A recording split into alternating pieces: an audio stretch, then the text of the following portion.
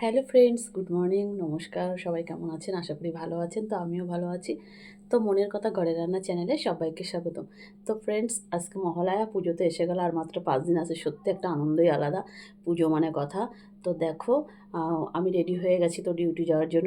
Duty তো যেতেই হবে। তো ফ্রেন্ডস দেখো, পুজো বলে একটু সাজগোজ করলে তাতেও লোকের সমস্যা। তার কারণ চুল কাটলে, ভুরু তুললে এইসব হচ্ছে মানুষের প্রবলেমের তো আর শেষ নেই। তো যাই হোক না কেন, আমি কিভাবে সাজবো সেটা আমার ব্যাপার। তো তোমাদেরও সেই রকম একই সমস্যা প্রায় মানুষের থাকে। তো সবাই সবার মতো করেই থাকো। তো লোকের কথায় শুনে কোনো কিছু হবে না। তার কারণ আমরা তো বছরে একটা বার পুজো, তো এই সময় সবাই একটু চেষ্টা করি সাজাগোজার জন্য, ভালো জামা কাপড় কেনার জন্য।